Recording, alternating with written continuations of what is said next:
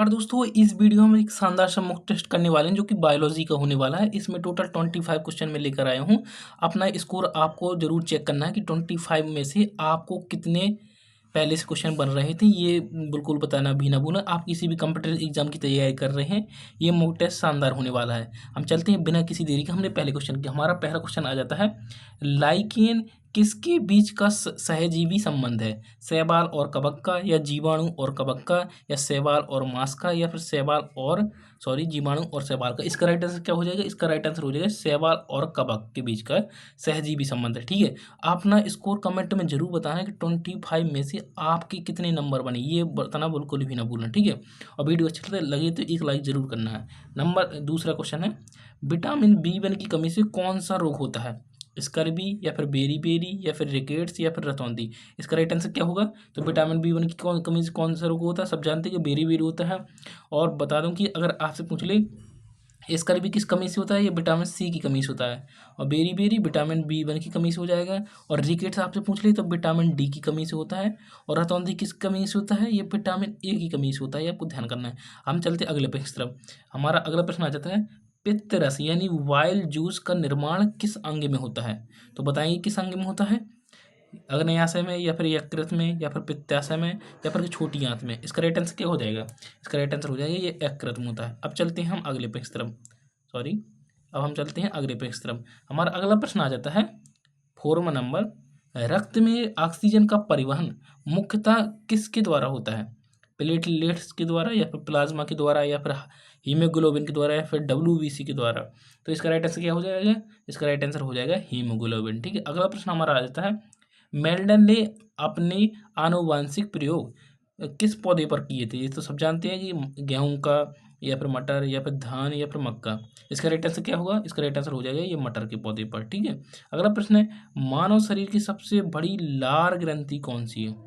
Parotid ग्रंथि, या फिर की सब लिंगुअल ग्रंथि, या फिर की सब मैंडिबुलर ग्रंथि, या फिर थाइमस ग्रंथि।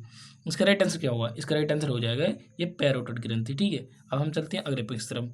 हमारा अगला प्रश्न आ जाता है 7वें नंबर, पौधों में वाष्पोत्सर्जन मुख्यतः किस भाग द्वारा होता है? जड़ द्वारा, या फिर रंध्र द्वारा, या फिर तना द्वारा, या फिर फूल द्वारा। इसका राइट आंसर क्या होगा? इसका राइट आंसर होगा ये रंध्र द्वारा। ठीक है, अब हमारा अगला प्रश्न आ जाता है, किस तत्व समूह को सार्वभौमिक ग्राही यानी यूनिवर्सल रिसिपेंट कहा जाता है? ओ को, या फिर ए को, या फिर AB, या फिर बी को। इसका राइट आंसर क्या हो जाएगा? इसका राइट आंसर हो जाएगा AB, ये सार्वभौमिक ग्राही होता है। ठीक है, अगर आपसे पूछ ले सार्वभौमिक जो दाता यानी देने वाला, वो कौन हो जाएगा? ये O हो जाएगा। ठीक है, अगला प्रश्न हमारा आ जाता है, एड्स। एड्स किस वायरस से होता है? H1N1 से, या फिर HIV से, या HPV से, या फिर HBP से। तो क्या इसका राइट आंसर क्या हो जाएगा? इसका राइट आंसर हो जाएगा ये HIV वायरस से होता है, ये सब जानते हैं। ठीक है दोस्तों, आप अपना अपना स्कोर कमेंट में जरूर बताना है कि 25 में से आपके कितने नंबर बने। ठीक है, अगला प्रश्न है, मानव शरीर की सबसे लंबी ग्रंथि कौन सी है? यकृत, या फिर अग्न्याशय, या फिर थायराइड, या फिर पिट्यूटरी। तो इसका राइट आंसर क्या होगा? इसका राइट आंसर हो जाएगा अग्न्याशय। ठीक है, सबसे लंबी ग्रंथि। ठीक है, अपना अगला प्रश्न है, राइबोसोम का मुख्य कार्य क्या है? ऊर्जा उत्पादन, या फिर प्रोटीन संश्लेषण, या फिर कोश का विभाजन, या फिर कि पाचन।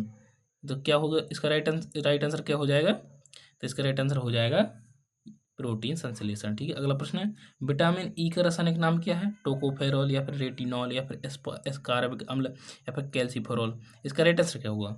इसका राइट आंसर हो जाएगा ये टोकोफेरॉल होता है, सब जानते हैं। ठीक है, अब चलते हैं नेक्स्ट प्रश्न की तरफ।